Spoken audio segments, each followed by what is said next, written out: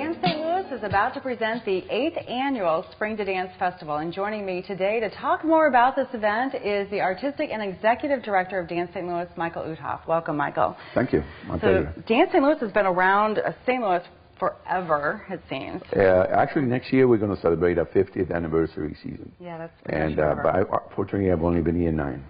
Did you say fortunately? Or well, I don't carry the 50 years with me. I only carry the last 9. Oh, there you go. Okay, I like that. So 9 years though, and you've had this big event for most of the time that you've. Yeah, we thought when I came here, I came from having been an artistic director of dance companies and institutions, and I felt that the presenting of dance was not only what I really wanted to do.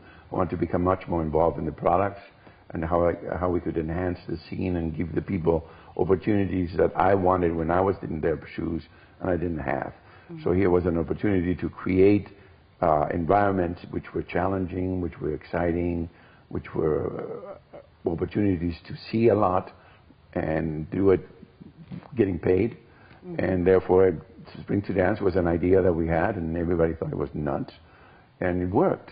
You know, so it's been going on, and possibly we keep going on for years. So it's really an opportunity for the public to come and see all different types of dance over a 3-day period of time. Well, in a way, what I've always told too, that the arts in general had become too expensive. You know, and that we were missing. A lot of people couldn't afford it to come. So we went and raised a lot of money, and people in the community decided that it was worth it. So right now, the top price is $15. And you get to see 10 different companies from all over the United States perform in very good surroundings with very good lighting. And you as an audience then can make a choice. I mean, you like this or you don't like this.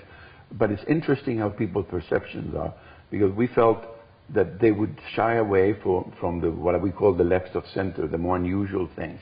And we placed those in the smaller venue, thinking, well, if they don't like it, they'll leave. Somebody else can see it. And it's packed. They don't leave. You know, it's become riotous in a way because it only seats 400 people, and there's 1,500 that want to go in. So it became a really interesting problem. So over the 8 years, have you seen the audience interest change in terms of the types of dance that's bringing the most attention, popularity, if you will? Well, I mean, they all like the usual things that everybody likes as far as, you know, what we call window dressing kind of, but they talk mostly about the unusual nature of certain works that they would never thought that they would like. Now, we still haven't crossed the barrier where they will come and pay $50 to see them. And that's the next step, but we haven't mastered yet. So have you been at $15 the whole time? Well, we started at 10. So in 9 years, $5, that's pretty good. Yeah. So are there any particular highlights this year? Well, in a constant desire to do different things, new things, we've added something I call the young choreographers. I saw many gifted people that live in the community that don't have an opportunity to show their talent. So I partnered again with the local dance company, Big Muddy and Matco, and asked them, look, I have this desire of trying to promote young kids to doing work, people that don't have the opportunity, but you need to play with me.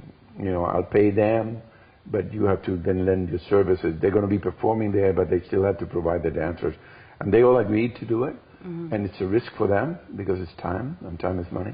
But so far, what I've seen, I've seen 3 of the 4 works. I think they're very exciting.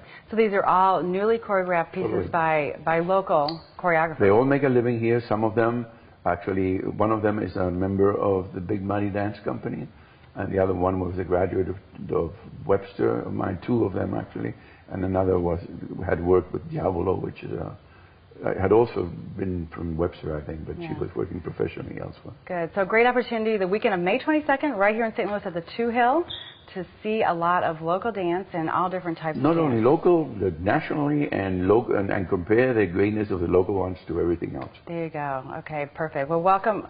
Thank you for coming, and good luck to you that big weekend coming up, the 8th annual.